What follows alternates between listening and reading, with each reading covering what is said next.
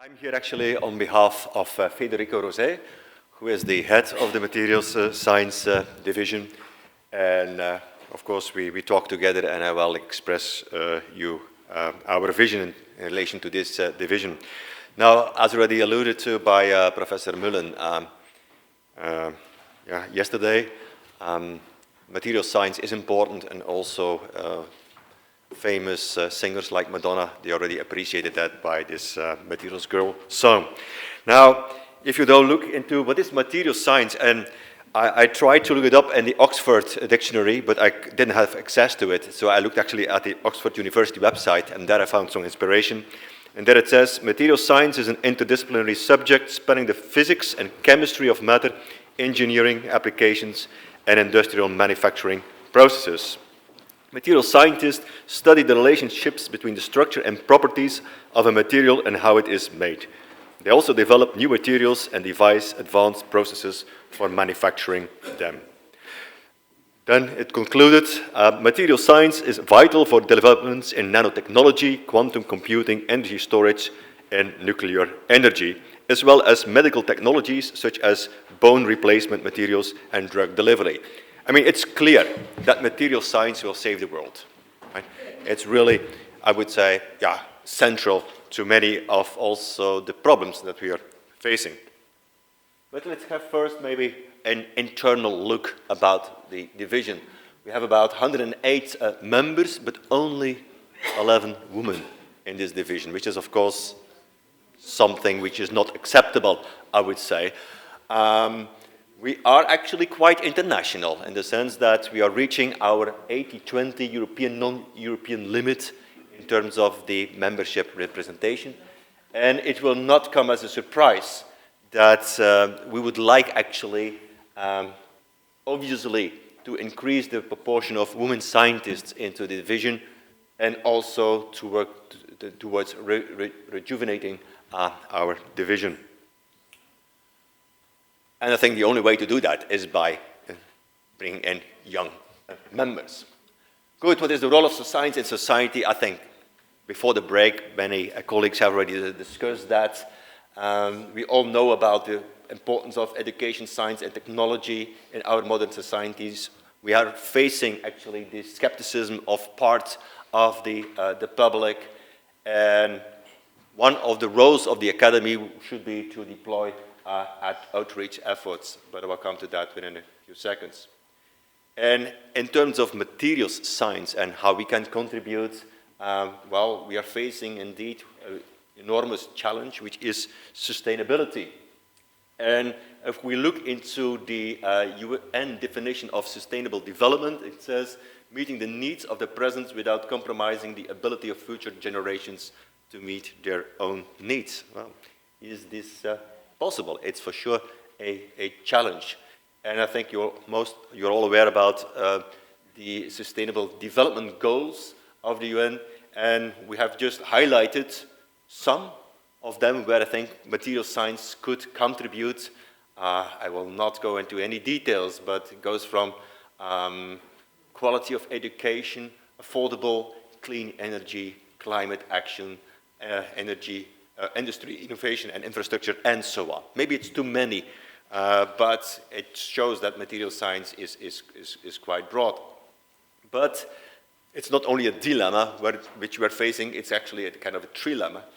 Because if you look here at the right-hand side, this is the world population, and it's increasing quite significantly since the 19th century, and it goes along actually with the energy revolution.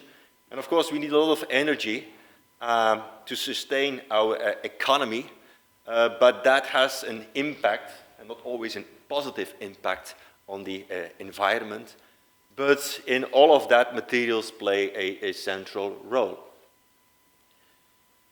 So, in terms of materials development, and it had already been addressed, to be sustainable, recycling of materials is going to be important, and of course, rather than recycling, it's already taking into consideration if you design processes, design materials, that you actually from the very beginning already think about how you can, at the end of life, of these materials, how you can make use of them.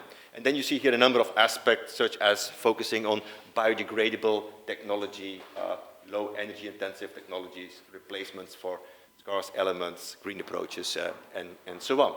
Because it's not a secret that many of the elements that we are using from this periodic table are actually, well, there's a serious threat in the next 100 years if they will still be available to us, well, to use them in our new materials. So materials, a lot of challenges, but also opportunities. And already also mentioned by Professor Mullen yesterday, those who control materials also control technology. So materials and technology, they go hand in hand. And all of that relates also to sustainability versus the population growth. I think there's nothing we can do in relation to the population growth, it's just a fact, but it's, of course, an additional challenge how to create sustainable processes to sustain this population growth.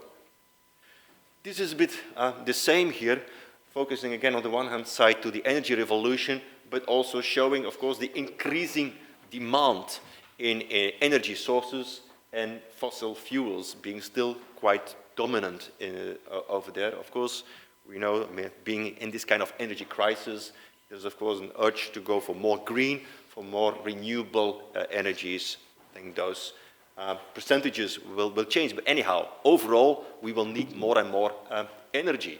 I think yesterday, Professor Andrea Ferrari made a great point of, even in terms of communicating, sending an email costs energy, and all this information exchange, data storage, and whatever, it's predicted to end up to about 15 to 20% of the energy consumption that we have. So if we just zoom out a little bit and look into our beautiful globe, this is on the north. Well, this image shows you, well, the Earth at night from a satellite, and it's quite clear that it's not really evenly distributed over the world. And as already also mentioned yesterday, in terms of energy consumption, most of the energy, you would say, is consumed maybe in the northern hemisphere, while if you look to the average annual ground solar energy, it's in particular around, well, you know, where we can expect most of the sun to contribute in terms of energy and energy production. It means, of course, that energy consumption is not equally distributed among the globe, but it also shows that if one can really take advantage of the fact that in those areas which are maybe less developed in that sense for the moment, that there is still a lot to gain there in terms of securing energy for sustainable growth of the society. Well, coming almost to an end, what can we do as a society? Because I think one important point is there that we collaborate within the academy. Okay, we can just look at ourselves. I think the academy should not exist because of the sake of the academy. It should exist because it can do something for society. And to do something for society, we need to talk to each other. So it's a great forum, on the one hand, to bring, in particular, colleagues, excellent colleagues from different disciplines, different nationalities together. I think that's a unique feature that this academy has, and which actually also should stimulate us. We are divided in divisions, but I don't like the word division because it leads to divide, and that's not what we want to have. So, as mentioned also yesterday, it would be great if we can not only have these vertical, let's say, divisions, but go to horizontal unifying themes where people from the academy, based upon the contacts they have, can actually take initiatives to create programs or conferences. Not that, of course, the academy should pay for it, not at all, but that it can be a kind of a seed to take action. So that refers also then to collaborate with other national academies or international academies, in particular to have an impact, to influence policy. I think we need to join forces over there. not only even in Europe, but also international. We want to have we want to make a change at the global level. Of course, we have to start somewhere. But I mean, several of us have contacts with excellent scientists in, for instance, Africa and other parts of the world. So where we as an academy could also contribute to taking initiatives over there. So to make sure that also in those areas, science is considered to be important. Promote outreach and influence policy that we have already seen yesterday as a good example when we had these distinguished people here from the EU in our presence.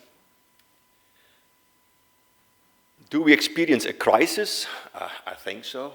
We experienced the energy crisis, but people who could know it, and the crisis was clearly not only of these days, also it was faced by the Greek society and also Chinese. They have an interesting way to approach at least the name crisis. On the one hand, it means danger.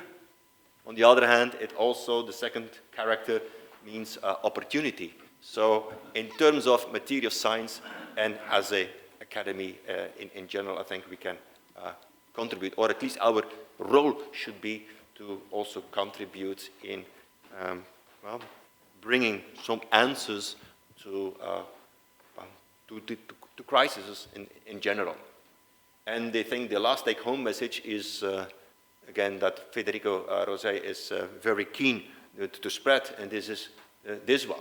We do not inherit the earth from our ancestors, we borrow it from our children. So, and with this, I would like to thank you for your attention.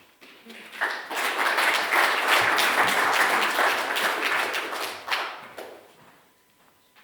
you very much for inspiring us with the great ideas on time.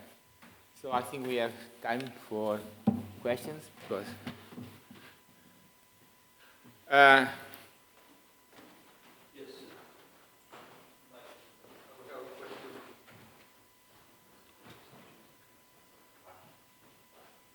Very much. I'm new to the group. I'm not a scientist, so I don't division.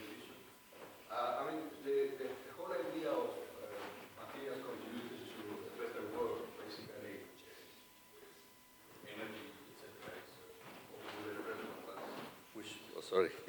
We shouldn't forget also other areas. I'm not sure if at the beginning when you read the statement of the University of Oxford, of course, they cover everything, including healthcare. But then disappeared in the rest of your presentation. Is this because the division is kind of will focus, or we want to focus more on energy and environment? Or? No. I think as a division, we should, as an academy, we should not say what an individual scientist should do. And I think even as a division, we should not single out certain programs where members should work on. So I think everyone should do what he or she likes to do, having in mind that, of course, you want to improve society. But within this diversity, it's coming together and seeing this overlap and experiencing different interests.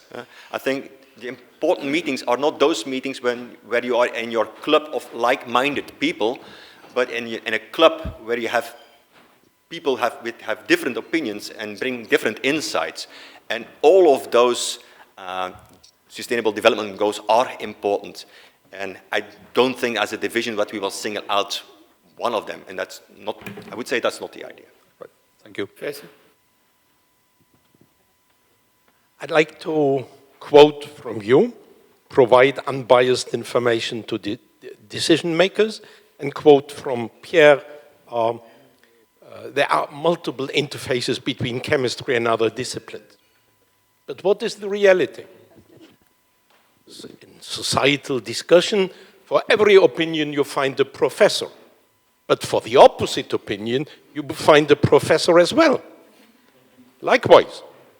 We tell young people, go for interdisciplinarity. It's at the interfaces. And we go into a selection committee, we appoint a professor, and we say, well, can he give the the great inorganic lecture, does he know whether mercury chloride is black or red? So we think still in the draws of our discipline. So maybe in my situation a question of age, but I have come and ended up with a quite pessimistic view on our profession. We still think in our pretty narrow disciplines, unfortunately. I just wanted to say that, because it's so nice to say interdisciplinarity and interfacing. I'm afraid the reality is different. I think you're right, Klaus, and this is probably because we might be limited into our intellectual powers to bridge everything, right? And if we would be able to do what you suggest to do, I think that would be great. But given maybe these limitations, I think it's great to have to be a good chemist or excellent chemist and excellent physicist, but from that point that you do the effort to communicate and to interact. But the opposite would be better, that you come from a general view to a more focused view. I agree. Yeah. Yes, I fully agree with what Klaus was saying about the way we teach chemistry. It's very much in the traditional manner. In order to have multidisciplinarity, you have to be people strong in the field, and then they can go at the interface and see what the neighbors is doing. There was a time where everybody was highlighting multidisciplinarity as the solution to any problem. And we got a lot of generations where people became rather weak in any specific field, but they had a broad understanding or vague understanding of many things.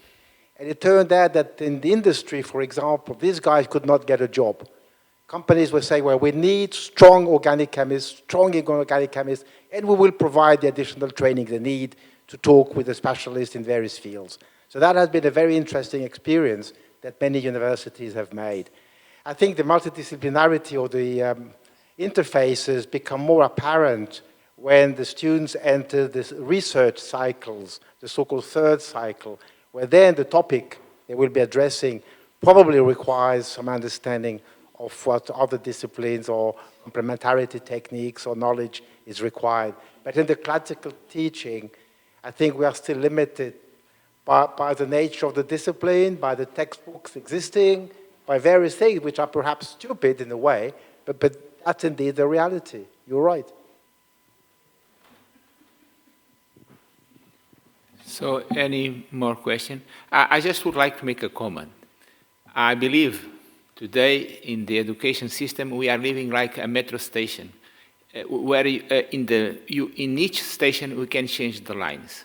And I believe this is the future, because this is what we are hearing here, is that we see a lot of interpenetration and people that can work together. So I believe on this concept. We can change the lines in each station. This means that we can interchange our ideas and concepts. Saying so, thank you very much.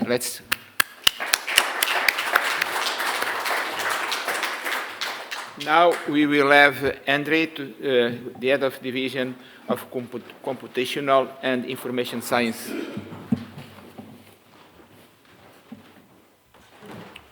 Thank you very much indeed.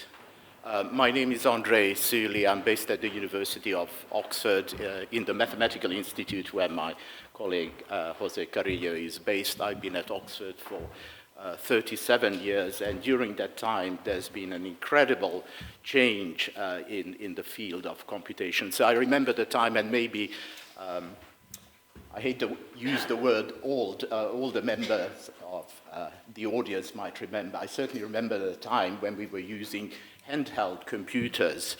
So I'm talking about a time before pocket calculators. So these were mechanical calculators where you had to turn the handle to solve systems of linear algebraic equations. And you can imagine a classroom with 30 people all turning a handle. So,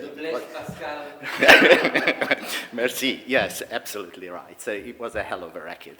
So the field has gone through a tremendous, tremendous growth. And I will show you some examples of that. But before I get to that, let me just say a few words about the composition of the division. This is a rather small division, and I see this as a problem, a shortcoming. I think the growth of the subject is certainly not proportional with the size of the division, and our ambition is to grow the division. So the division currently has, I've been told, just over 50 members, which is nowhere near to the membership of, for example, the chemistry division. The male-female composition is also not that great. I counted 6 female members among the 50 or so members, so it's sort of roughly 10%. So that, too, is not ideal. So concerning the composition of the officerships, so you see the pictures of the officers of the division. Carl Jung is a computer scientist. Michael Griebel at the University of Bonn is in the area of scientific computing. Alfio Quarteroni, who was previously at the EPFL Lausanne, he has, after retiring from there, went back to the Politecnico di Milano. He works in the area of computational biosciences, blood flow modeling, things like that. And Barbara Wollmuth is based at the TU Munich. She is interested in computational problems at the interface with engineering. So I don't think I need to convince you just how important computation is. We have heard presentations over and over again just how important the role of computing is. Just a few words about the various research areas of members of the division. So computer science, theoretical computer science is certainly one of the areas where there is representation. Information and data science, again, we have heard about this morning. There are people in the division working in this field. This is not an area that is isolated within computer science. There are interfaces with signal processing and electrical engineering. And then finally, computational mathematics and scientific computing is yet another field. So I'll try to give a few examples from each of these just to illustrate to you what this is about.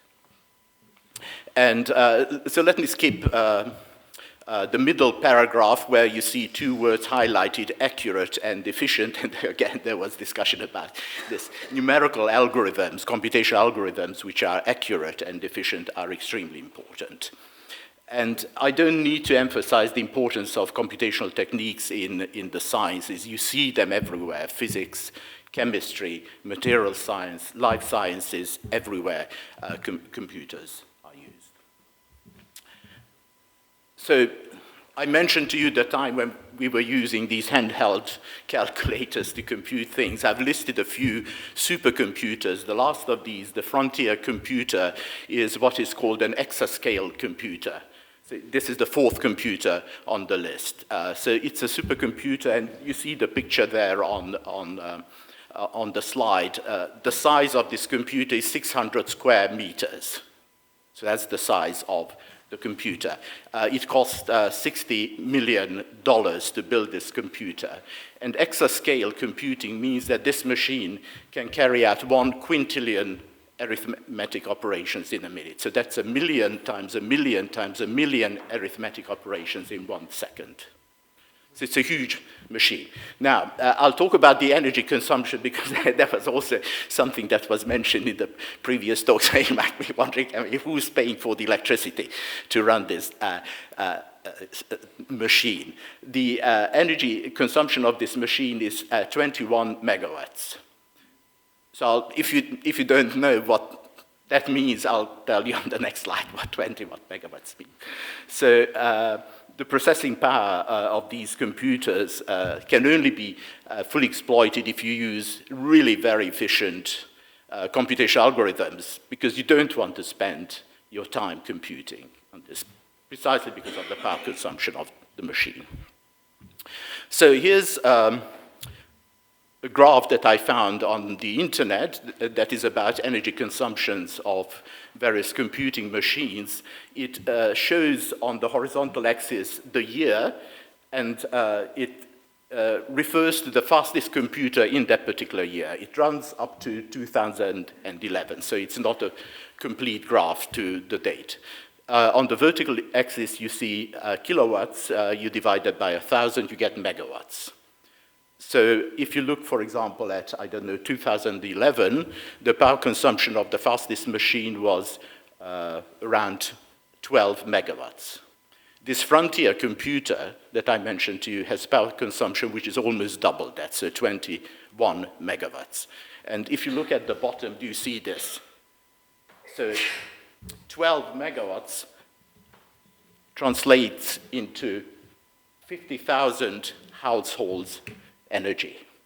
So double that. So this frontier computer takes up roughly 30,000 households' energy. So this is a non-trivial amount of energy.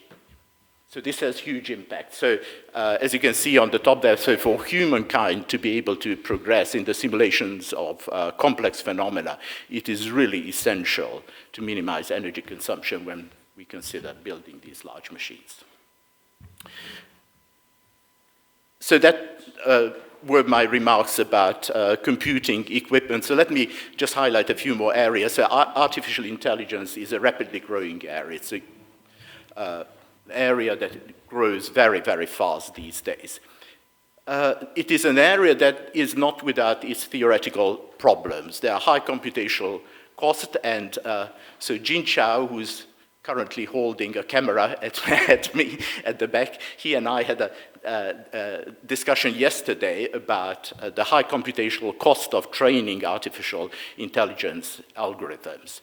There's a further problem which has to do with instability of these algorithms. So what that means is you input a certain amount of information and you make small changes at the input, and there may be large changes at the output. So this is sort of inherent, and as far as I know, there's very little understanding why these instability phenomena are present in these artificial intelligence algorithms. A third area I would like to talk to you about, and Jose has already discussed this a bit, are computational methods in the sciences, and in particular using partial differential equations. So I was told by engineers I spoke to that in the old days, what was done when aircrafts were designed is small prototypes were built, so scaled-down versions of an aircraft, and they were put into air tunnels, and the air flowed by, and measurements were made, and if it was found that this is not the right shape of the aircraft, then the model was changed. So every time you make a change, this model had to be rebuilt from scratch. Now, what is done these days, everything is done on a computer, or most of the things are done on the computer. So if you want to make changes, you make changes in your computational algorithm in the shape of the geometry, and this can be done via computation. So this is done in the aircraft industry and in the car industry. So you want to think about complex physical phenomena that you want to simulate computationally, think about this one. So think about a flying bullet and the air that flows around this. You have a separation of this boundary layer from the object. You have this turbulent flow. How do you describe this, and how do you model this computationally? Well, the equations that describe this flow are these ones here. So these either mean something to you or they mean nothing to you, but these are the equations that describe the flow of air. Rho, this Greek letter rho up here, is the density of the fluid. U is the velocity of the fluid. P is the pressure. And if I tell you what the initial state is at time 0 of rho, the density times the velocity, and the initial density, you should be able to solve these equations. Now, these equations were written down in the 19th century by Navier and Stokes, and it took 100 years to show that the equations have a solution. So that was done in the 1930s. The existence of solutions to precisely these equations was shown even later in the late 1990s, as you can see, by Pierre-Louis Lyons, who got a Fields Medal for this. Now, surely engineers are not going to hang around and wait for mathematicians to figure out whether certain equations do or do not have a solution. They will compute. And I'll make some remarks on this also. So let me just give you a few examples where computations are used. So this is an example from computational chemistry where the Navier-Stokes equations that you saw on the previous slide are coupled to a partial differential equation, the Fokker-Planck equation from statistical physics. And high-dimensional partial differential equations were also mentioned previously. So this is an example where you have to solve the Fokker-Planck equations in 6 dimensions. And this is, in some sense, the smallest of these problems. So these are typically very high-dimensional partial differential equations. So here's a second example. I was sitting yesterday evening next to Professor Carpinteri, and we were discussing fracture mechanics. So here's an example from fracture mechanics, computational fracture mechanics, where numerical simulation, computational simulations are used, to carry out simulation of propagation of a fracture in a material. And then you ask yourself, well, what would happen if you drilled a hole in the material? Would the fracture propagate in the same way? And you simulate a different path of the fracture. You see that the fracture finds the weakest spot in some sense in the material. So this is all done computationally. Coming back to this point that I made, that engineers don't want to hang around, wait for mathematicians to figure out whether an equation is solvable or not, let me just illustrate the dangers of taking a set of equations and plugging it directly into computational code. What can happen? What can go wrong? So what happened in this particular case is engineers used commercial software, took the equations, stuck it into the software, and computed, basically without understanding the mathematical properties of the computational method that they were using. So I don't know whether you can see what is written on this slide. Let me read it out. So the thinking of this offshore platform in Norway in August 23rd, 1999, resulted in a loss of $1 billion as a result of bad computation.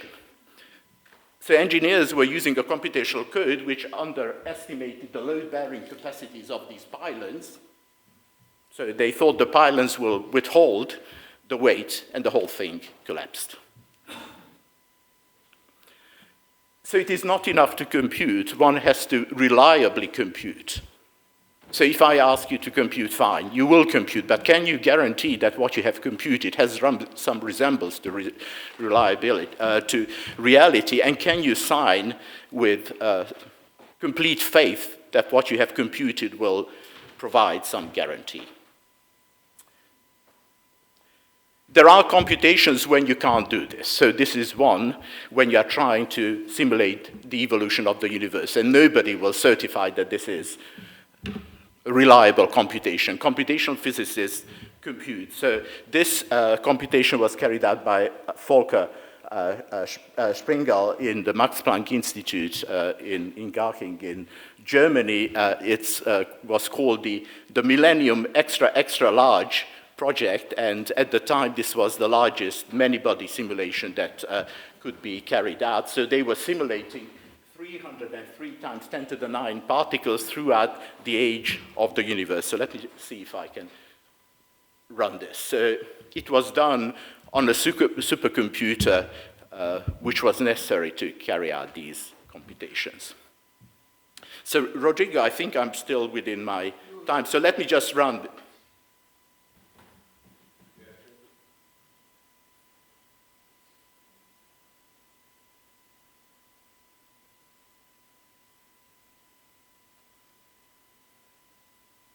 Now, don't ask me if this is a realistic simulation. So it runs from the Big Bang up to now. So the time that is up here, up on the corner, time in giga-years. So the age of the universe is, what, 13 times 10 to the 9 years. So it will run to t equal to 13 and a little bit. I think it's fascinating to watch. I love this video, but I don't know. You know, is this a realistic computation? Shall I stop? I think you've got the gist of it. Okay, so future perspectives. We were told to say a few words about the future. I think it is realistic to expect further major development and in several areas, and I don't claim that these are the only areas where that we will see big changes in the field. So certainly artificial intelligence, machine learning, networks, and these fields have interfaces with mathematics also will certainly grow. Quantum computing was also mentioned earlier, quantum cryptography, quantum information theory are also rapidly growing fields. Human-computer interactions is another growing areas where we will see fast developments. High-performance scientific computing, and I've shown you some examples of those as well. And finally, a continued growth of the application of computational methods in continuum mechanics. So that's about it. So thank you very much for your attention.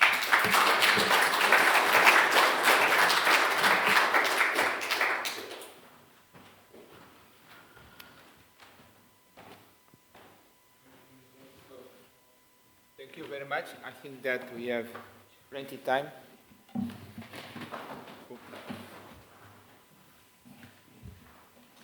Thank you. I wish you had not stopped the simulation. I wanted it's up on Wikipedia. It's easy to see when I was born.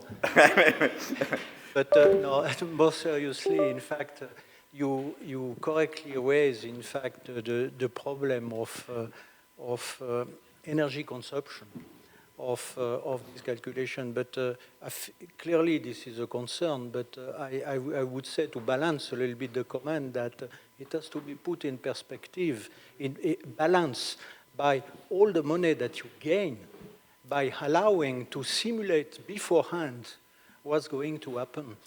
I just take the example in our field for the detectors in particle physics. So we have detectors which are big science, you know, costs a lot, and or the space station or whatever. If we have to go to the trial and error method, that costs much more than the simulation. Yes, yes, I absolutely agree with you. Absolutely agree. Thank you very much. Very nice presentation. In the field you've covered, how would you see the evolution of Europe, its standing over the last 10 years? The place of Europe in terms of real intelligence, not only the artificial one, facilities, funding, new scientists joining the field. I mean, just the standing of Europe in the last 10 years or so. Yes, I would say that it's very impressive what has been happening in Europe in this area. So we could go down the list and look at various areas. My own research area is computational partial differential equations, which is at the interface of computational simulations and continuum mechanics. And certainly in this field, Europe is very, very strong. There are several research centers, and you know, I could run through the list and point out individual who are world-class, and they are distributed. China is also very strong in this field, and in the United States, there are also various centers of excellence. So sort of a worldwide activity, I would say. But certainly, to answer your question directly, Europe is very strong. I'd say going up. I just want to add, the first quantum computing experience was done in Europe, between Netherlands and here, the Council of Europe, 3 years ago. So. Could you please give me your view on the future of quantum computing? Will there be a personal quantum computer when we have them operating at millikelvin temperature? Is it a matter of algorithms, or is it a matter of having materials with much higher spin coherence times? So when I talk to computer scientists, they're very optimistic about the future of quantum computing. So you walk into the computer science department at Oxford, and there are, I mean, a small army of people, theoretical computer scientists working on quantum computing. And then if you talk to people who are producing quantum computers, I don't know when my last conversation with them was, maybe 5 years ago. So I asked them, well, what can a quantum computer do? And they told me, well, if you give me the number 15, it will factorize it into 5 times 3. So I think, I don't know, maybe people more knowledgeable in the audience who can comment on this, but it seems to me that the theory is ahead of applications. But I don't know, maybe the material scientists in the audience know more about this. In terms of energy consumption, is there any future in, I don't know, so using supraconductive material for lowering the cost of all this energy consumption? Yeah, that's quite possible. Yeah. That's quite possible. Are you aware of any progress? I personally don't, again, this is beyond my expertise. What I do know, there is a different, so if you go to Wikipedia, there is a list called 500 green or green 500, I can't remember exactly. And it lists the 500 computers which are most energy efficient in the sense that given a time, or given energy consumption, how many arithmetic operations they can do for a given energy consumption. So that's sort of a list of computers. But this Frontier machine is allegedly number one on that list. Yeah, it is the highest. And I told you what the energy consumption of it is. Thank you. Okay, so thank you very much. Let's thank Andre. Thank you very much. So the next speaker is John Porter, the head of division of environmental, earth and environment science. Thank you very much indeed, and it's very interesting to see so many people here. How do you change the? Is this the? Okay. Let me just go back. I just want to acknowledge also my co-colleagues in the division.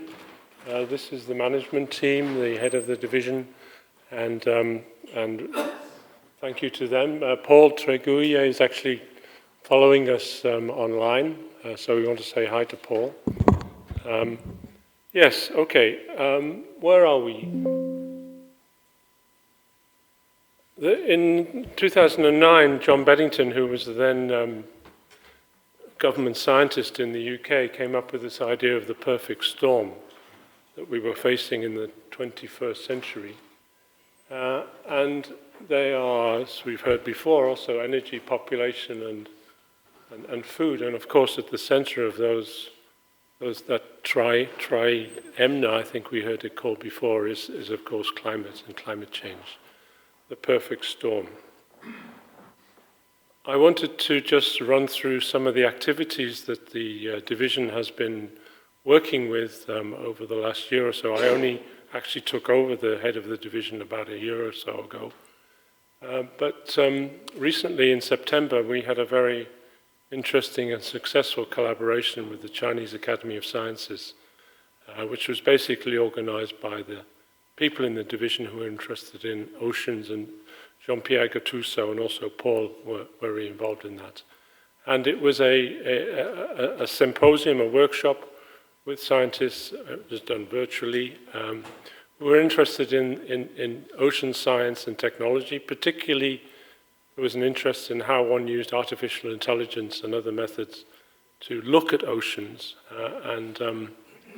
And also that raised some very interesting questions, I think, about artificial intelligence when you're dealing with a biological system and not just dealing with a computing system, for example. So there is hopefully a publication going to come out from that particular piece of work. Some activities. As I said, in a nutshell, in the division, we are really looking at those aspects of the storm. So there have been a number of new things that people in the division have been working on. One which I think is quite interesting, and it's sort of like I wouldn't say a benefit of global. I don't call it global warming. I call it global heating. Warming is much too comfortable. This is global heating. And what has happened is that when the glaciers have melted, then people are finding archaeological evidences of how people lived maybe 10,000 years ago during the Ice Age. And this has generated a new area of science, you might say, which would be glacial archaeology, and one of our members in the division has been very active in that. Secondly, there has been an initiative taken by other members of the division, which is looking at this global climate hub, which originally was suggested by Jeffrey Sachs at Columbia. And a couple of our members have been following this up and working together about the Sustainable Development Solutions Network as well. We have another colleague who is working at Rothamsted Experimental Station in the UK, and other colleagues as well. And this was about the idea of food production and how far we are away from what can be considered maximum food production. That's identified as the yield gap. And this paper, which was published in Nature Food, basically tried to do an estimate of the level of the yield gap. How much could we improve yield so that we can think about how that contributes to finding the food for 9 billion people. So we've been involved in that game. One thing we've also worked on, and this is together, I did this together with another colleague, Pete Smith, where we tried to deconstruct greenhouse gas emissions into the factors which cause these greenhouse gas emissions. So at the very top there, I'm afraid I don't have anything to point at, but at the top we have the well-known Kaya equation, which is deconstructing emissions into emissions per unit energy, energy per unit GDP, GDP per unit capita, and populations. And so this is not an equation, this is a deconstruction. And that basically, that Kaya identity did the emissions from the energy and economic sector, but it didn't do emissions from the land use sector. So I tried to write a version of the identity, which became known as the Kaya-Porter identity, where we tried to write the equivalent identity for the land use sector, and you can see that there as well. It's very much following the idea of the Kaya identity. And then, of course, you can take this further and not just think about emissions in respect of production of food, but also emissions in respect of the consumption of food. Because food security is not just about the production of food, it's about the consumption of food as well. So you can also write equivalent identities about the demand and also the greenhouse gas emissions of the dietary supply. Of course, you can break these down even further. You can then write a series of equations which would then predict what the dry matter production would be. There's many simulation models which do that. But this is a question of trying to integrate. And what we're trying to do here is to integrate. Two other papers that have been noted. The first one was from Science. It includes a contribution from Pete Smith, who's IPCC and works in Aberdeen. This was looking at the diversity and ecosystem service contributions of forest restoration approaches. And then a further paper which includes Riccardo Valentini from Viterbo in Italy, was looking at the differences between carbon balances for managed woodlands and managed forests as opposed to unmanaged. And that was quite interesting because their conclusions with Detlef Schulze at the Max Planck was that actually managed forests are at least as carbon, you're at least able to sequester as much carbon into managed forests as you are to natural forests. So that actually raises questions for the European Commission about about the future of forestry in Europe. I mean, if you have very old trees, they actually don't sequester very much carbon. Trees sequester carbon when they're in the exponential phase of their growth. And so this means that you perhaps have to have a system whereby you chop down the old trees and replace them with new trees. So I think the key word that we try to use in the division is this word of integration, where we are trying to look from a microscopic, or not ultrascopic, but a microscopic way through to the mesoscope and also up to the macroscope. And that is an idea, that is a theme, I think, that we try and push in all of the work of the division. So now we have some good news. And the good news is we have 1, 2, 3, 4, 5, 6, I think 7 new fellows in 2022. They come from a variety of institutions. Dorda Tefler from the Humboldt University down there is a person who works on issues related to carbon as well. So these were the new fellows who were appointed in 2022. I would just like to offer our congratulations, hearty congratulations to this lady down here, who will receive the Leonardo da Vinci Prize after lunch. And this is a great honor. And we had a very interesting conversation last night over dinner, in French, I say, in French as well. And of course, it will be, if on the homepage of the academy is this mention that the IPCC shared the Gulbenkian Prize for Humanity in 2022. We have about 52 members in the division, and of those 52 members, I think around 14 of them have had a role in the IPCC over time. So we were pretty, I mean, this is 25% of the membership of the division. It's a pretty high percentage of the division who have worked either for the IPCC, also for the IPBEC, which is the Intergovernmental Panel on Biodiversity. And I think what I really was personally very pleased about was that this prize was given for humanity. It's not like a Nobel Prize which is given for a particular discipline. This prize is given for humanity. And the first winner of this prize in 2020 was the young lady from Sweden called Greta Thunberg. She won the first prize in 2020. The second time it was given in 2021, it was the group of cities and towns which were forming the climate network to decarbonize cities, and then this one in 2022 shared between IPBES and the European Academy of Sciences. An interdisciplinary idea. This is something that I'm discussing with members of the division.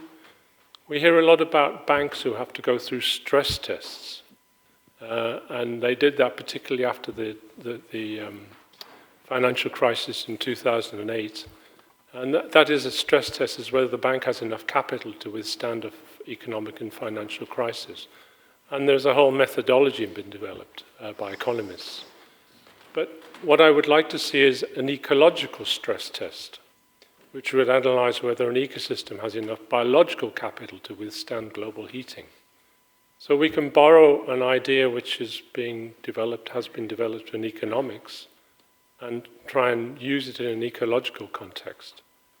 Stress tests, as I say, were put in place in 2008, financial crisis, and the ecological background for eco-stress tests actually started in 1989.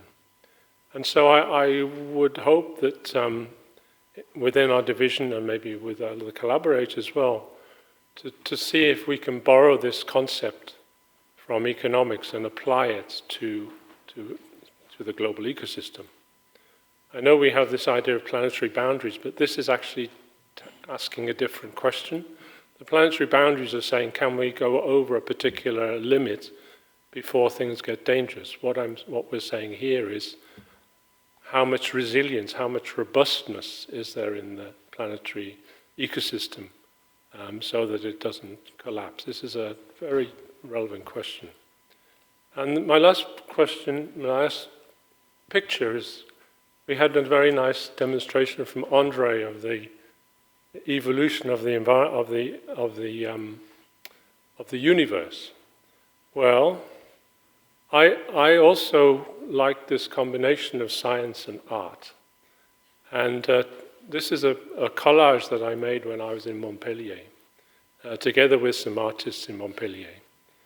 And it is our vision. It has some equations in there as well, to keep it honest, scientifically. You have to put a few equations in.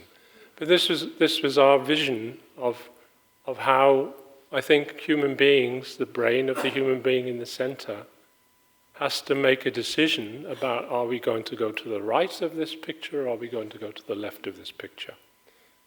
And that also includes people's faces. And if you look closely at the people's faces, on the right-hand side of the picture there are people who have one eye. On the left-hand side of the picture there are people who have two eyes. So there's a deal of messages. There's also some other messages. There's some Fibonacci ratios in here as well, just to keep it a bit mathematically interesting as well. And so I like this combination between art and science, and something that perhaps we need to think about more seriously in the academy is. And I was asked the other day by our colleagues from Spain whether they could take a copy of this to use with some students. They were running a course with students. So I just leave you with some thoughts about what you think about, how is this something which is useful to say? Is it something which is, I like it anyway. I mean, I did it, so I like it, But anyway, thank you for the time. Thank you.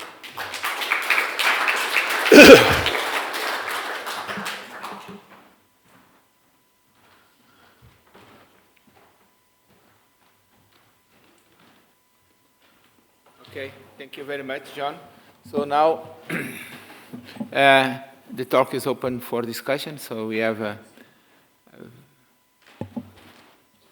you for this very nice talk. I have a question about... Could you just speak up? I don't mind. Yeah. Thank you so much for your splendid talk.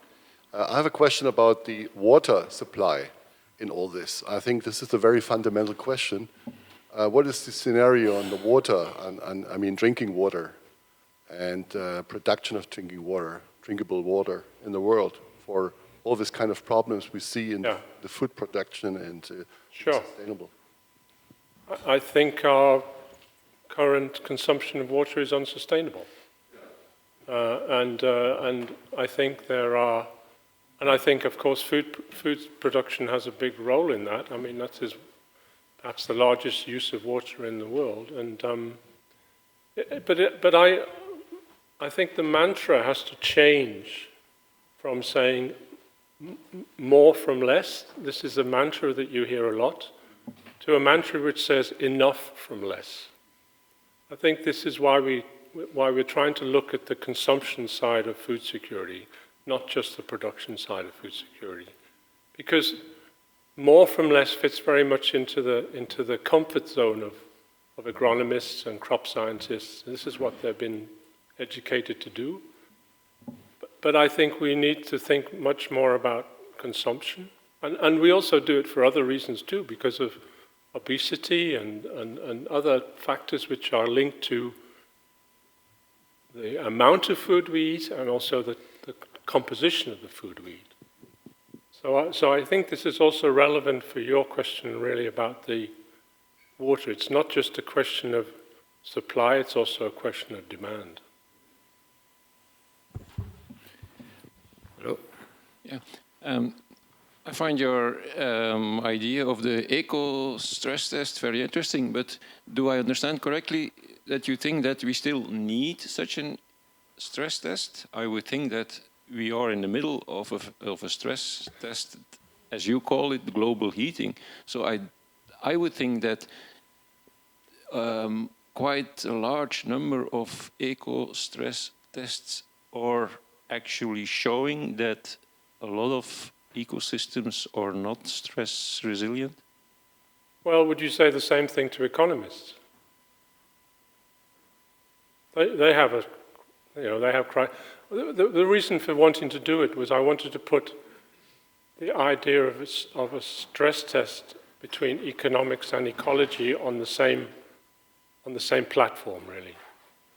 that was the point about it. Okay, yeah. Is to say, so they're both maybe dealing in the same conceptual currency, if you like, because economists are doing this stuff all the time, and I think you can borrow. I mean, this is the basis of ecological economics. You can borrow some of these concepts from economics, which are useful. I mean, the thing that's interesting about eco is it's economics and ecology. And eco in Greek means a house. This is our planetary home, but also our financial home too. I want to put the two types of home on the same footstep, if you like. Okay, thank you. Yeah. So I have a very naive question. There are identified sources of eating, very clearly identified, like the use of SUV, private jet, dragging of the ocean. These are identified. Why nobody is stopping these things and try to do something? So you mean big cars and... Yeah, this SUV, yes. Private jets, dragging of the dragging, is it? Yes. Ocean. These are quite proved scientifically that these are they have a huge impact in the heating. Sure. So my naive question is why nobody does anything? It's absolutely not a naive question. I don't think it's a naive question at all. For me, and I think it is a question of what do we value and what does our economic system value. And what I would say is, I just sent a paper off about this, but our concept of value has changed very much through history, what we regard as economic.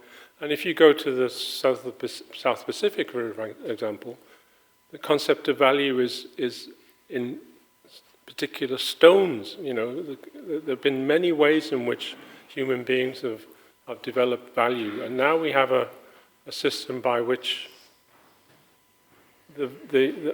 our idea of what's valuable is maybe not in tune with what's happening in the 21st century. I think it was a fantastic development in the 20th century. I mean, Keynesian economics in the 20th century was fantastic. It raised the wealth of many, many people. But I question whether those kind of economics are relevant for the 21st century. I would argue that we need a kind of Bretton Woods. We had a Bretton Woods at the end of the Second World War to design, and this is where the International Monetary Fund came from, it's where the World Bank came from. I would argue that we need a new Bretton Woods to think about an economic system which is better suited to the 21st century. The last question. Thank you very much for your talk. My interest is in studying the Earth's deep interiors.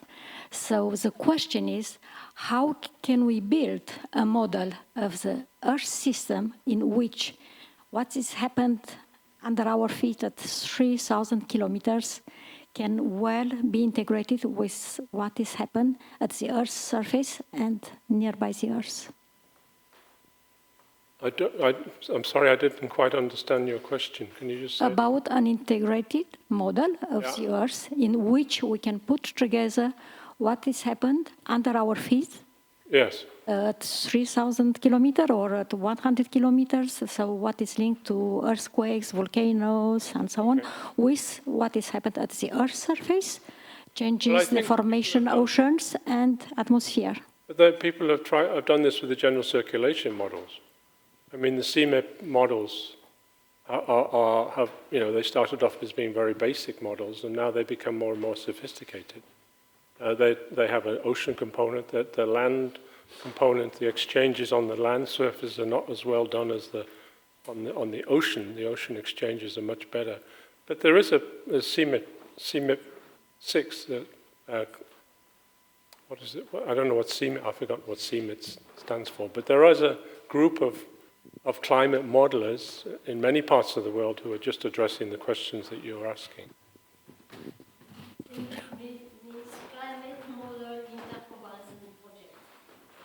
So, yes, yes. Thank you, Annie. That's great. Yeah. Okay. Yeah. CMIP. Okay. Okay. So let's thanks to the speaker. Now it's time to hear Danielle, the head of medicine and life science.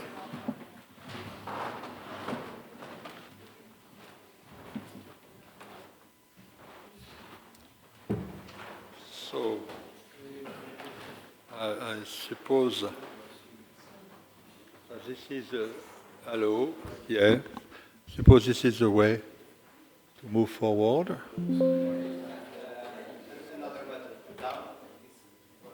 Down. Next slide. Yes. Okay. Okay. So this is the Life Medicine and Life Science division. So you see that we are very happy to be there with you, and I would thank my officer for all the help they provide all over these years. And an overview of our academician elected since 2017, when I took over, is shown here, and you can see in yellow the women, and you can see in the third column in the last column, the specialty. So you see this shows you the vast diversity of the different fields we are dealing with in medicine and life sciences. And you see it goes from polymer drug delivery, genetics, epigenetics, bioimaging, nanotechnology, neurobiology, cell biology, diagnostic, pharmaceutical sciences, biomaterials, cell biology, cardiology, pharmacology, embryonic development, cancer, molecular cell therapy, drug delivery, reproduction. So we have a vast array of new members, and I'm very happy about this evolution. But still, we are happy on some aspect, but not so much on some other aspect, because, of course, this is wide diversity, and both fundamental basic research and translational research have been represented. The ratio of female recruitment is about 45% over this period, so we are tending toward equality, but still globally, because we have inherited of a specific situation, we only have 18% of our staff made of women. 16 of this new recruitment were European, and they come from 7 different countries. The bad aspect, the negative aspect, is that we have an underrepresentation of representatives from Eastern and Southern Europe. We should try to correct this, and it was discussed yesterday also between us.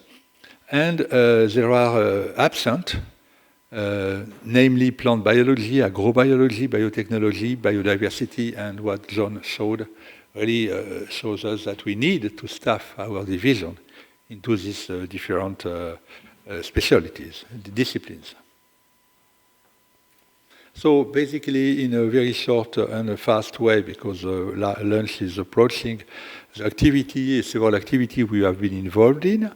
We had a presentation by the Da Vinci Award by Pierre Corvol in 2019. We had a Blaise Pascal laureate, Jean Rossier, in neurophysiology in 1920 as well. And we have provided our support to one Eurasc member for the Women of Science of the Year prize. We don't know the result yet of this application. We have been providing some conferences in Eurasc meeting, one on genetic pharmacology and gene therapy, the new revolution of innovative medicine. Another was on the ethical questions that are quite important, that are raised by this possibility now to manipulate the genome, and more frequently. We had some other conference on biomaterials for life science, and a beautiful conference on the biology of development and epigenetics by Isabelle Mansuy. And we organized the 2021 meeting. It should have occurred in Paris, but because of the COVID crisis, it was a virtual meeting. And here are all the topics that somehow encompass what was, the global topic, which was micro and nanotechnology for medicine and life science. And you see that a large diversity of topics have been treated and presented about gene delivery, genome manipulation, and vaccines, and ethical consideration in biomedicine. I will come to that later on. So just an example of what was said yesterday by our one of your new member, Maria Leptin, about basic science. And CRISPR-Cas9 is a basic example of frontier basic research that can lead to huge application and huge ethical question. And I should quote here Emmanuel Carpentier and Jennifer Doudna, who got the Chemistry Nobel Prize in 2020. So thank you, chemists, to give us some space to your Nobel Prizes to us biologists. I really appreciate that. It's very nice of you.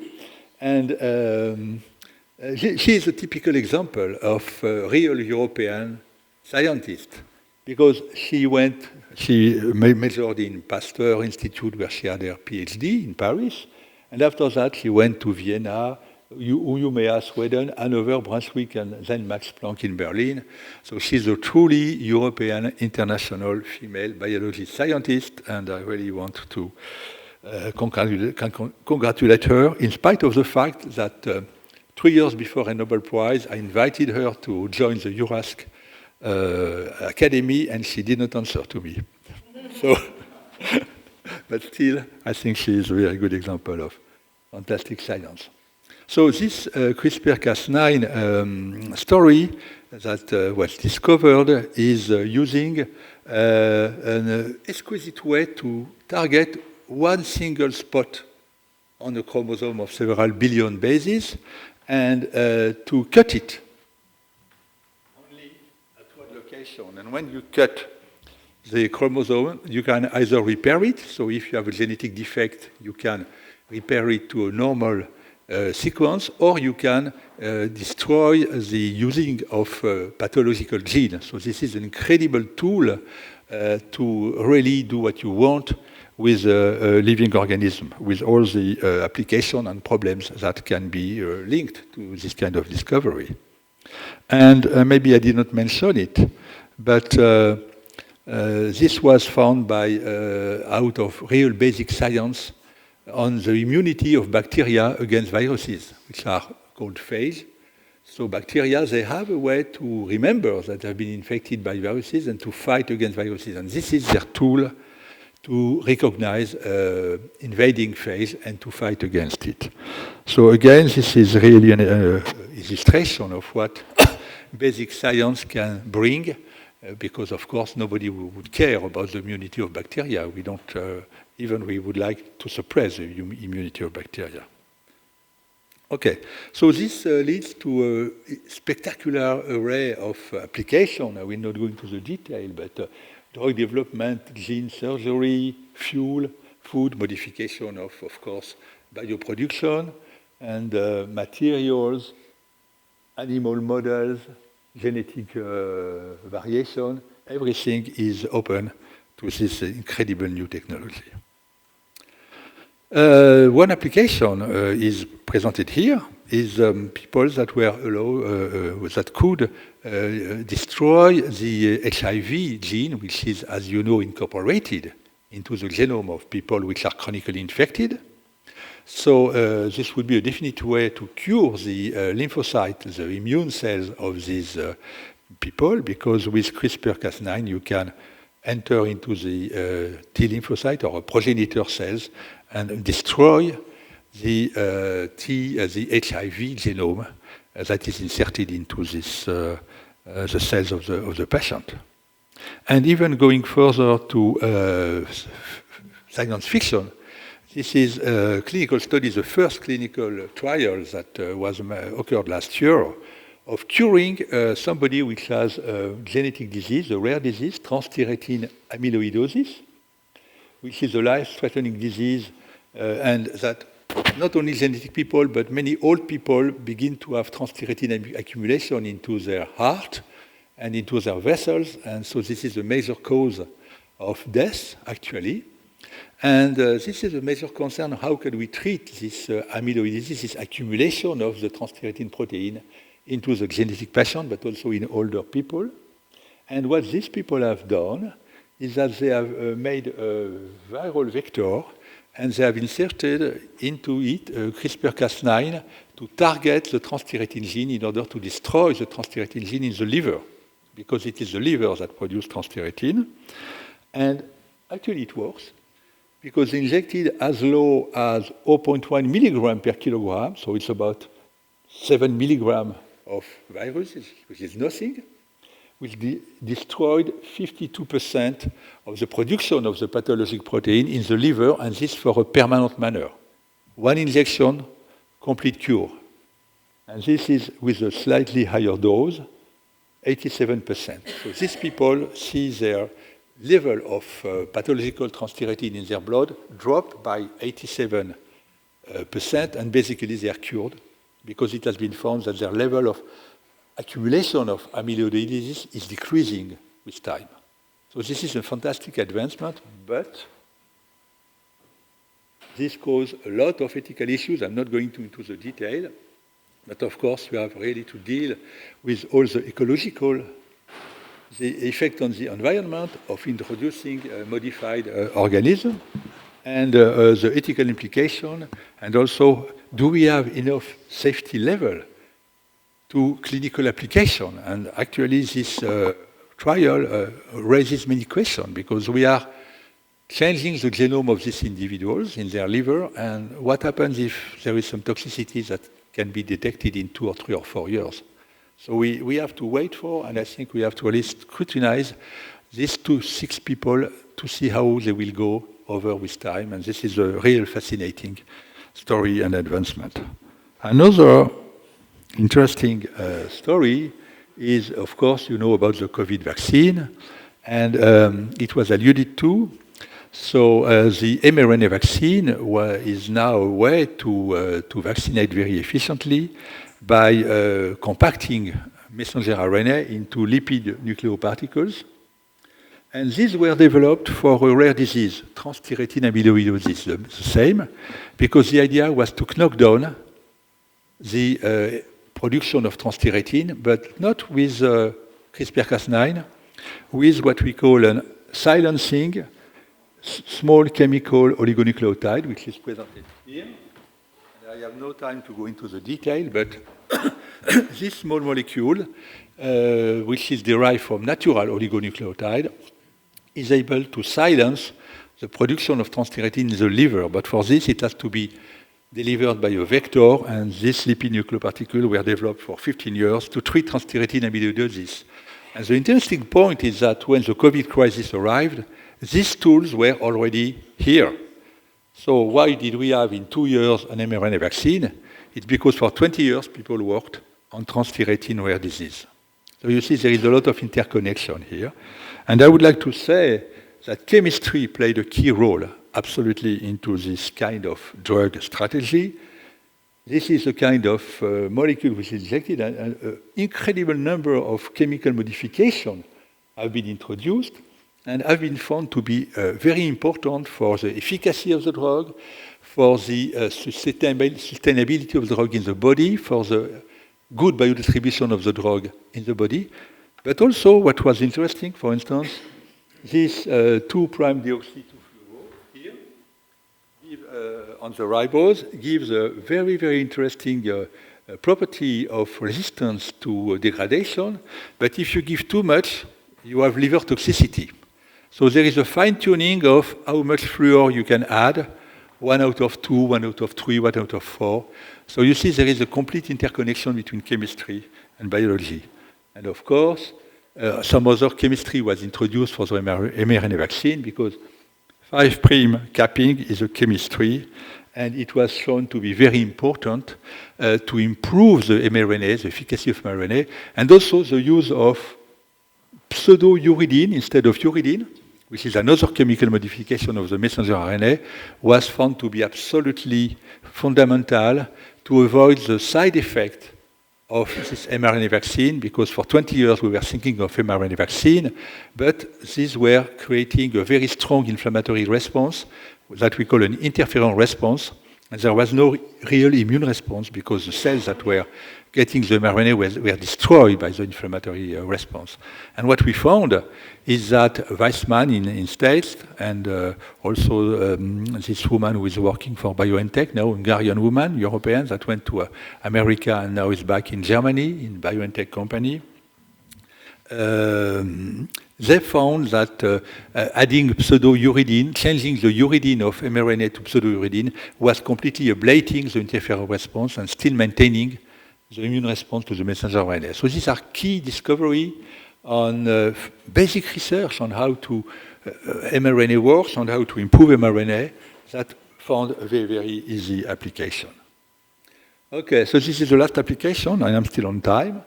This is a very complicated assembly of proteins that called the TCR complex that is present on lymphocytes, and that lymphocytes are using to recognize foreign cells and to kill foreign cells. And tumor cells are seen as foreign cells. So this lymphocyte is able, if it has this, to target tumor cell, but this is very complicated to produce. And now what has been introduced by the Weizmann Institute in Israel by Zeli Keshar was the use of complete chimeric protein, a protein that doesn't exist. It's a chimera. It doesn't exist in nature. It's a molecular assembly, some kind of engineering assembly of recognition pattern and a transmembrane pattern and an activation pattern inside. And the activation pattern was improved more and more with time. And now these CAR T cells are a real revolution in cancer treatment because we take tumor cells, lymphocyte T cells from the patient. We introduce this CAR gene in a permanent manner, and you inject 1 million cells, and this cell recognizes tumor cell and destroy tumor cell, and because they see tumor cells, they proliferate. So you inject 1 million, and you get several billions of these cytotoxic cells that will destroy the tumor. Now it's more for liquid tumor. What is interesting is that once the tumor is cured, this cytotoxic lymphocyte cell decreases. So actually what we have here is a smart drug whose dose in the blood is increasing when there is a tumor, but when the tumor regresses, the drug decreases and there is no more, only a small amount of memory cells that remain. So it's very clever drug strategy. Okay, so the future of science for the Eurasc vision for medicine and life science. Of course, we want to accompany and defend all this revolution, but not only molecular biology, of artificial intelligence, physics, chemistry, humanities. We heard a lot about it before. I just want to mention that we have now 22 gene therapy and 21 RNA therapy approved, and we have an ongoing basket of more than 3,500 gene therapy and RNA therapy. So it's a real medicinal revolution which is actually occurring. And also to pay tribute to this computational power. I think some of you know about the DeepMind project by Google, which is a complete revolution in structural biology, because it was found to be a very reliable and relevant way to simulate the folding of protein and to achieve the structural resolution, 3D resolution of protein. Something that could take years because you need to make a crystal, now can be made in a few minutes by this incredible algorithm, which has been found to be really reproducible and trustworthy. Okay. So these are the axes I would like to stress that bridge the gap between the discipline. We heard a lot about this. Widen representation for the division of Eastern and Southern, increase election of members on the field I mentioned, continue to increase the presence of women scientists, and if the climate change makes that we don't see iceberg anymore, we don't know what are iceberg anymore, maybe this last slide will remember us what were iceberg. And is some kind of representation of what is success. Success is the upper part of the iceberg, but below you have all this, what people don't see. Because we heard about Nobel Prize, but we don't see that Nobel Prize people are concerned by what is below in the iceberg. And I wish success to everybody here.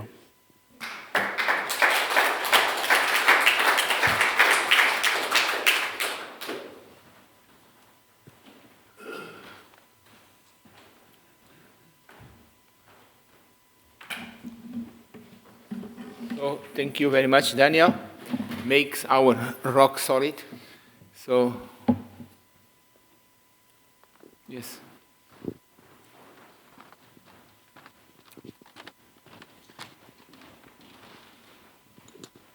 Thank you very much indeed. My question is, does this technology just work for single gene diseases? I mean, I'm thinking about, and I also think about food crops. I mean, there's only one process that I can think of in cereals which is controlled by 3 genes, and that is whether the plant is short or tall. But all the other processes like photosynthesis are controlled by maybe thousands of genes. I mean, what I don't see is how your CRISPR can actually deal with diseases or properties which are controlled by thousands of genes. There is an intracellular entity which is called microRNA, and these microRNA are some kind of chief of orchestra, and they control thousands of genes. So one way people envision is to, and it has been being done already, is to define a molecular target on the microRNA, which is the regulator of this collection of genes and will give a specific differentiation. So it has been envisioned for cardiology or liver disease, for instance. There are some very specific microRNA that are the signature of a specific differentiation and a specific pathology. And now you can buy microRNA array that you can test in specific disease tissue to see the deregulation of the microRNA. Oh.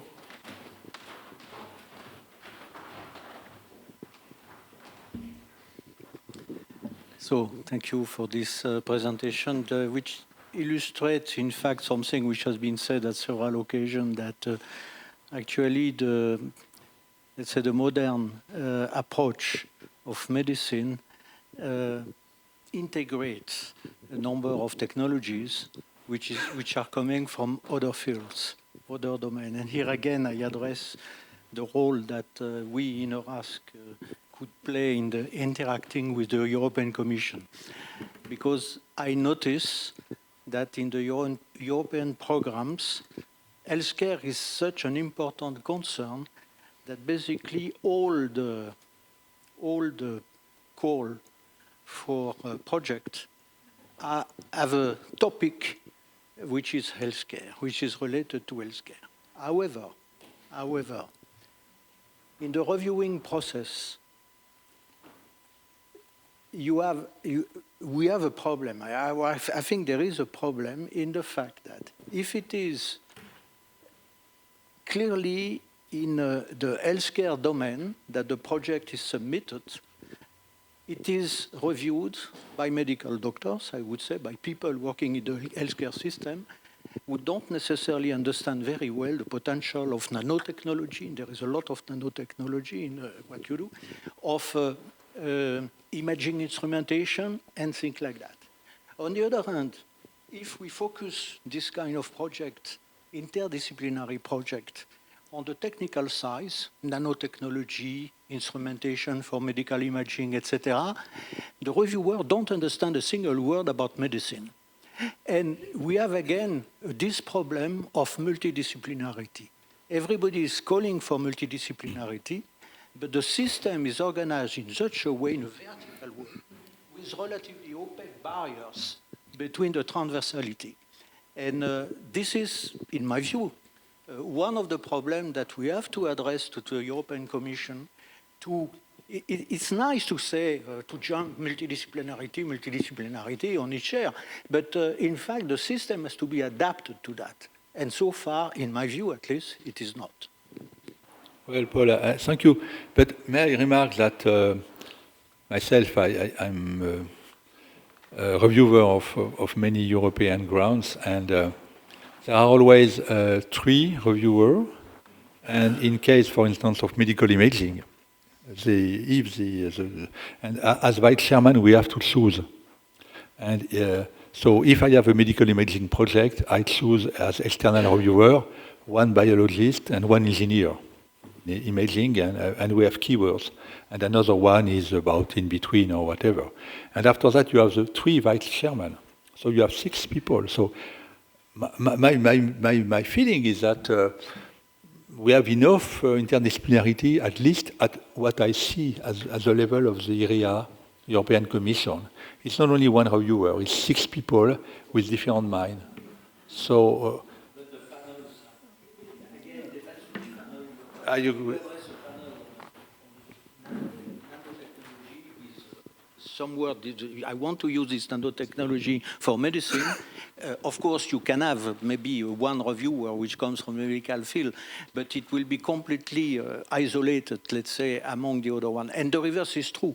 Actually, there is no real space. This is what I want to say, the comment I want to make. There is an effort, I agree, people start to understand, but there is not, let's say, enough space for managing in a correct way multidisciplinarity. I take the example of medicine with, let's say, some physics domains, but it's true in many other domains, I would say. It's true that the panels that people are in those European Committee selection, I don't know about the ERC, I'm more in Marie Curie. ERC is better from this point of view. But we have 1 engineering panel and 1 life science panel, and maybe the interaction between the engineering panel and the life science panel is not optimal, and maybe there should be some kind of in-between panel of mixed engineering and biologist in this particular case, or chemist and biologist,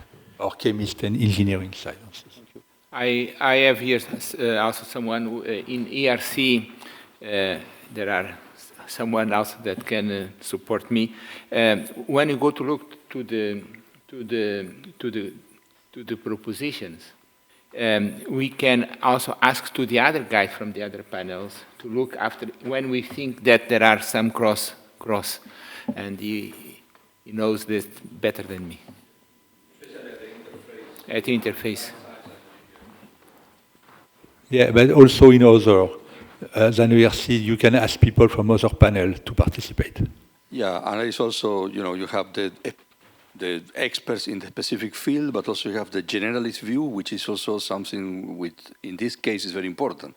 So not someone that is looking also from the nanotechnology glasses, but also to the nanomedicine glasses, which is more than just nanotechnology. See the white picture. No, the main problem we have at EU is about artificial intelligence. When people claim that they are using artificial intelligence, it's very difficult because it's not described enough. And okay, but so what? Is it solid artificial intelligence? This is the real problem for evaluation of the project nowadays. Yeah, so I think this is very important because medicine is the key word for the future. We want to live longer. So this is our expectation. So thank you very much. And let's thanks again. Now we have the last presentation is the head of the Social Science and Humanity Division, Martin Carrier, that he could not come. He will make it by Zoom. Yeah, many thanks. So I'm the head of the Social Sciences and Humanities Division. Do you hear me? Yes. Okay. So my experience this morning has been that the internet connection is weak sometimes and vacillating, so maybe there will be interruption. Anyway, I hope I get across. The division of social sciences and humanities includes many historians and philosophers, and in terms of membership, emphasis is placed on history and philosophy of science. And history and philosophy of science is directed at analyzing, clarifying, contextualizing scientific research. And in this sense, we consider it our purpose to assist and improve research by bringing methodological considerations to bear. So in a sense, we are the service class. In particular, history and philosophy of science seeks to elucidate conceptual and methodological aspects of research in their historical development. So what is the structure of theories? How do explanations look in science? Are there patterns of theory change? How are theories assessed and tested? So in other words, what are appropriate modes of quality control in science? And it plays a key, it goes without saying that experience plays a key role in evaluating theories, but we know that the data often leave some leeway so that different accounts of the same phenomena can be given. So to give you some brief examples, consider the replication crisis in science, which has become manifest in particular in social psychology and biomedical research. Attempts at replicating findings have failed to an unexpectedly high extent. And regarding psychological research, the standard answer is mistakes in statistical analysis. So the claim is the relevant researchers have been overconfident in their results. And the reason typically used is that they were not fully aware of the limitations of their tools, their statistical tools. However, it could also be the case that the replication was mistaken. Disagreement does not show who is right and does not prove in particular that the first attempt was unsound and the second one a correction.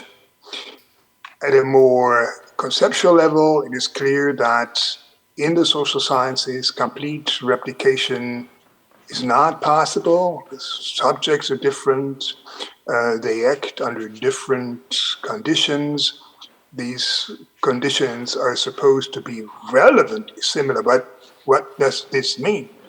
So such questions raise the important issue of the legitimate realm of generalization in social matters.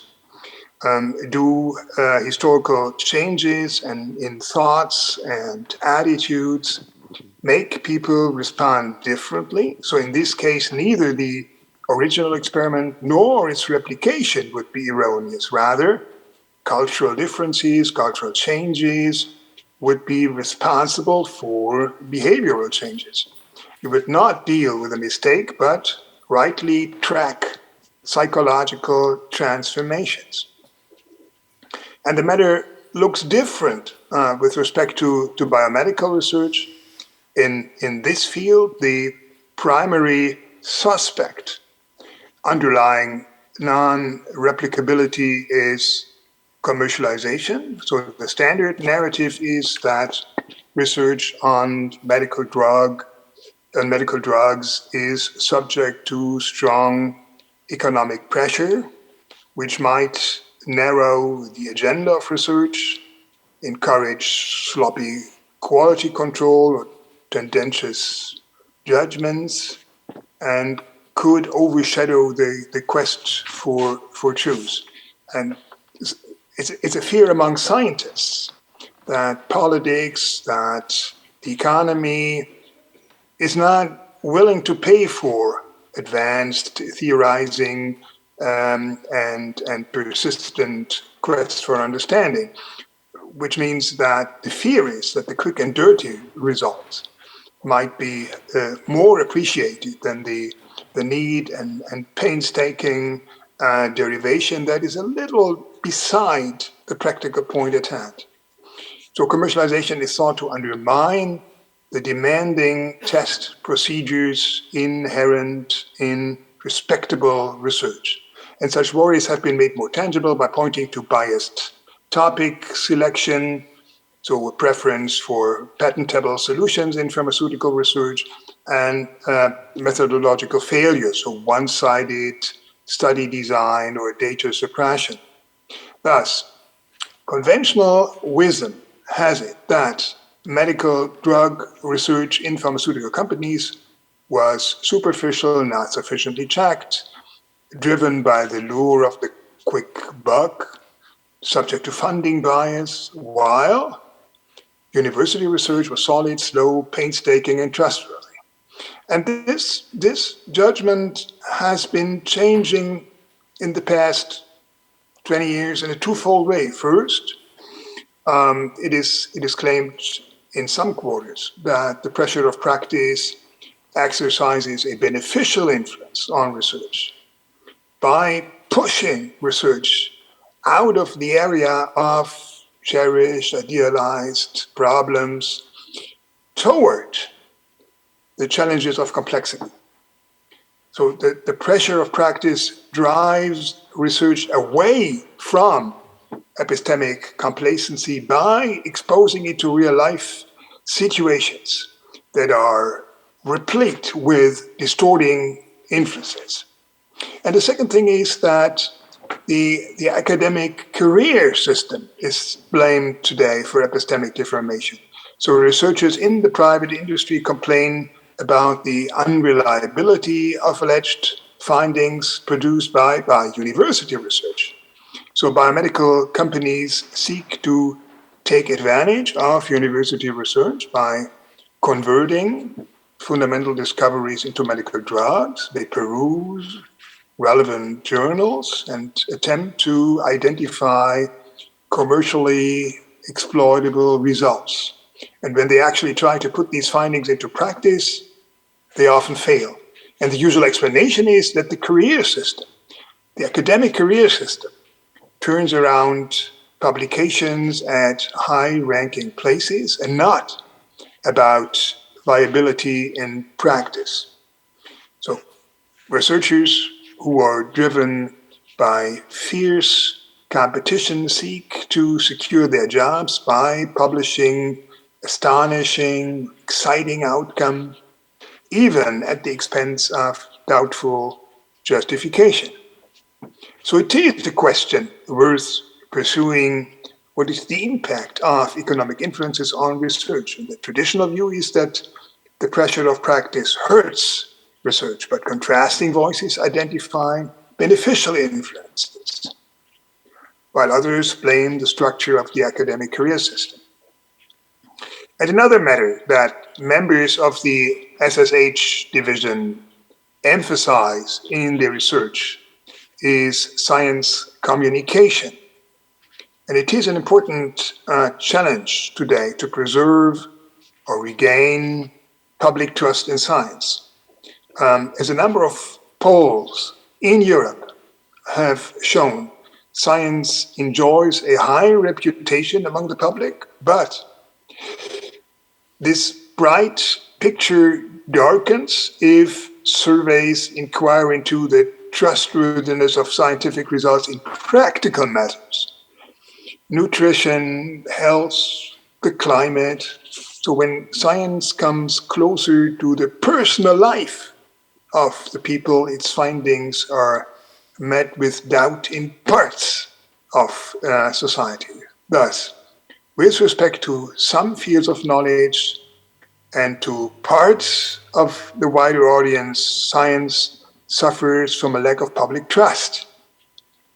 And it's a matter of high relevance how this deficiency can be remedied. So one strategy certainly is familiarizing a wider audience with scientific accounts, but this is the traditional approach, and it seems not to be very effective. Another avenue towards strengthening the credibility of science may be improving public understanding of scientific methods. And two features have escaped the notice or the appreciation of the public and merit to be highlighted or emphasized. First, scientific change does not incessantly pile up scientific truths upon each other, but also reveals earlier mistakes. So research moves ahead by not holding on to cherished views at all cost. And this is the right way to go. Huh? Science chases a moving target. However, such revisions and adaptations are usually received badly by a wider audience. They are seen as indicators of uncertainty and lack of knowledge. They are considered as reasons for mistrusting science. However, the willingness to adjust one's point of view is a precondition of the ability to refine and to enhance the state of knowledge. So this piece of methodological insight could be conveyed to the public more extensively. And a similar feature that is likewise unjustly disparaged among the public is the cultivation of cognitive diversity. Errors are recognized more easily by scrutiny through others than by contemplating in isolation. And this is why controversy is a suitable instrument to improving understanding. So approaching an issue simultaneously from multiplicity of angles is the best way to grasp the unknown. So speaking more generally, revisability and diversity of scientific accounts under conditions of uncertainty are perfectly fine and serve to promote scientific knowledge. However, parts of the wider public tend to take changing views and disagreement as a liability. So as a result, the public loses trust in research results and falsely regards such research as fake. So science is not the culprit here. Rather, science communication ought to bring out the virtues of adjustment and reciprocal control.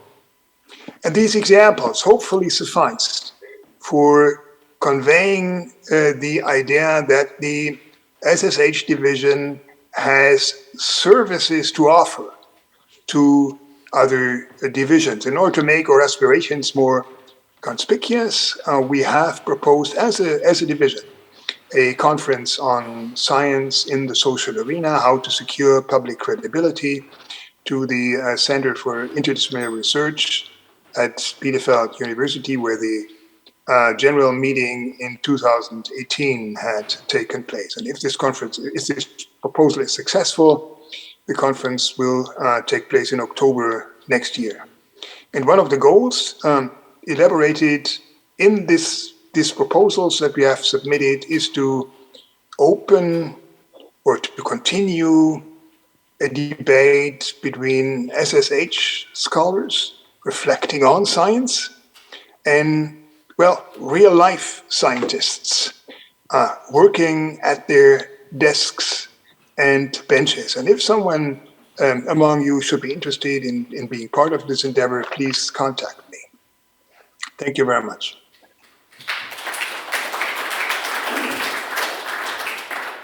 So thank you, Martin. So now I would like to know if there are questions.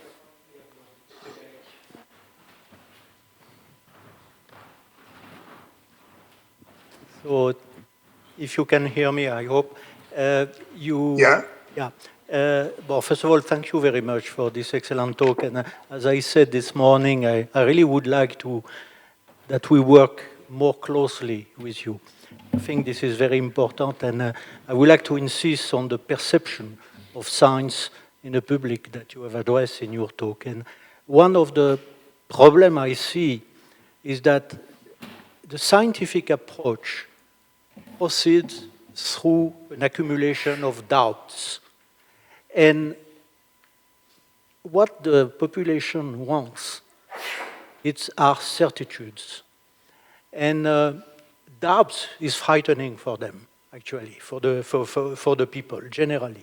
And when they see experts in whatever domain, medical or whatever, expressing, let's say, as it should do, from let's say, correct scientific approach, saying that, well, it could be like this, but it's not completely sure, etc. There is perhaps another option. People, they are completely lost, and they lose the credibility, let's say, the hope that they have in science to answer their problem. So I would like you to comment on that, on this problem, let's say, at the level of the perception of science, and which is related to the difference on the way the scientists are proceeding and what the population is expecting from science.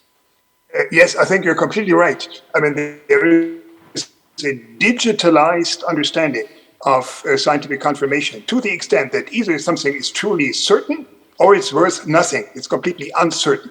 And my idea is that this conception is inspired from legal procedures. Now, in court, either your guilt is proven or you go away free, being innocent. So there is this digitalized understanding. It's a matter of doubt whether this really applies to the judicial system, but anyway, it does not apply to science. Certainty is not a condition that could possibly be achieved in science. However, this does not mean that we're completely uncertain, that we don't know anything. No, there are degrees of credibility, degrees of confirmation. There are critical tests and controls in science, and claims and theories that have passed these tests are more credible, better confirmed than other, say, purely speculative ideas as they are ventured in the public. And indeed, yes, this is an important goal of science communication, to convey this sort of graded idea of confirmation to the public. Yes. Thank you. Any other question? Okay, John? Thank you, Martin. That was a very interesting talk. If we think of the most dismal of sciences, which is economics, then, as J.K. Galbraith coined it, how is it that so many people believe what they hear when economists talk? I mean, I'm just thinking about the UK, and there was this discussion about trickle-down economics, which was completely discredited during the Reagan period in the US. But people still listen to these people, and they take advice from these people, and they, in a sense, behave in a way that they're almost sort of commanded to by these people. I mean, it's how come, in your view, does economics get away with it? Let's put it that way. John, the funny thing is that you raise now the sort of converse problem of overdrawn credibility. People trust.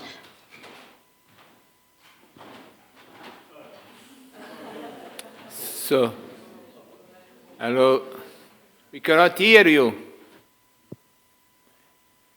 Martin, we cannot hear you. Wait, do I come back? So, do I come back? Do you hear me now? Yes, can you repeat, please? Okay, yes, yeah.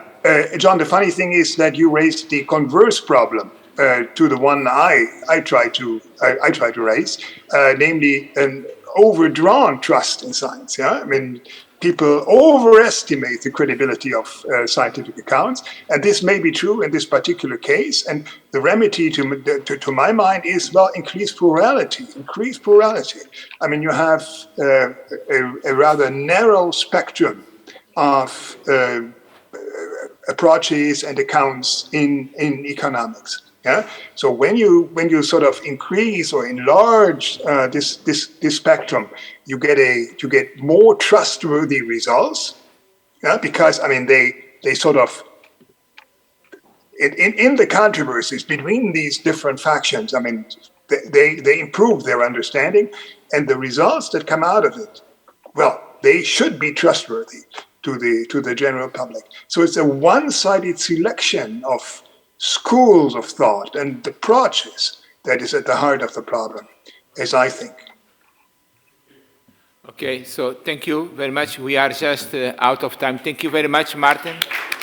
And thank you to all the speakers and to all our head of divisions that you did. At least we could, by the first time, that hear what are the messages that each division, not a cluster, are doing. And I believe this was very, very fantastic. And of course, you are the one that has the conscience of all of us as far as science is concerned. So thank you very much. Let's thank Martin again and to all the speakers.